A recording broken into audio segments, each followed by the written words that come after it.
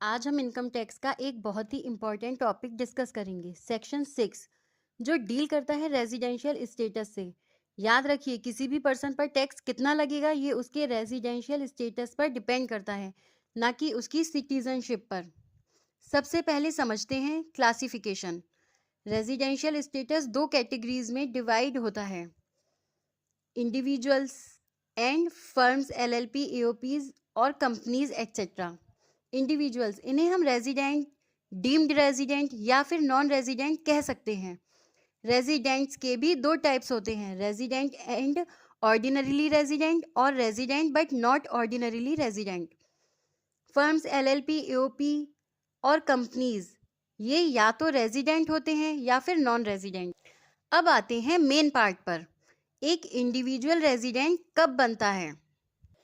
इसके लिए section 6 subsection 1 में दो बेसिक कंडीशंस दी गई हैं। अगर आप कोई भी एक कंडीशन सेटिस्फाई करते हैं तो आप रेजिडेंट बन जाएंगे।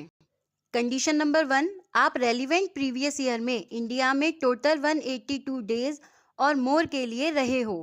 कंडीशन नंबर 2, आप रेलिवेंट प्रीवियस ईयर में एटलीस्ट 60 डेज इंडिया में रहे हो एंड पिछले 4 सालों में टोटल 365 डेज और मोर इंडिया में रहे हो। लेकिन ध्यान दीजिए, कुछ केसेस में ये 60 डे वाली सेकंड कंडीशन अप्लाई नहीं होती, वहाँ हम सिर्फ 182 डेज रूल देखते हैं। जैसे कि अगर कोई इंडियन सिटीजन इंडिया छोड़कर जा रहा है as a crew member of an Indian ship या फिर एम्प्लॉयमेंट के लिए। दूसरा, अगर कोई इंडियन सिटीजन या person of Indian origin India visit पर आता है और उसकी इंडियन इनकम 15 लाख तक है, वहाँ हम सिर्फ 182 डेज रूल देखते हैं। अगर वहीं इंडियन सिटीजन या person of Indian origin visit पर आता है और उनकी इंडियन इनकम 15 लाख से ज़्यादा है, तो उनके लिए 60 डेज की लिमिट बढ़ाकर 120 डेज कर दी गई है। यानी उन्हें रेजिडेंट तब माना जाएगा अगर वो 120 डेज इन प्रीवियस ईयर, साथ में 365 डेज इन 4 प्रीसीडिंग ईयर्स वाली कंडीशन पूरी करते हैं।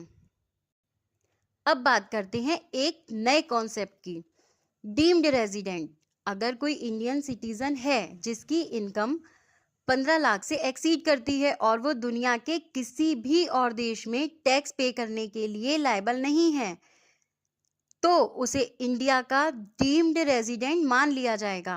ऐसा पर्सन को हमेशा RNOR ही ट्रीट किया जाता है। RNOR means resident but not ordinarily resident. Last में देखते हैं कि कब एक resident person resident but not ordinarily resident बनता है। इन चारों में से कोई भी एक कंडीशन मीट हुई तो आप resident but not ordinarily resident हैं। नंबर 1, आप पिछले 10 सालों में से 9 साल नॉन रेजिडेंट रहे हों। नंबर 2, पिछले 7 सालों में आपका इंडिया में टोटल स्टे 729 डेज और लेस हो। नंबर 3, आप वो इंडियन सिटीजन या PIO हैं जो विजिट पर आए और आपकी इनकम 15 लाख प्लस है और आपका स्टे 120 डेज से 181 डेज के बीच है। नंबर 4, आप एक डीम्ड रेजिडेंट हैं। तो ये था सेक्शन 6 का पूरा ब्रेकडाउन। अगर आपको ये प्रोविजंस क्लियर हुए हों तो इस वीडियो को लाइक करें और अपने डाउट्स कमेंट सेक्शन में पूछें। Happy learning.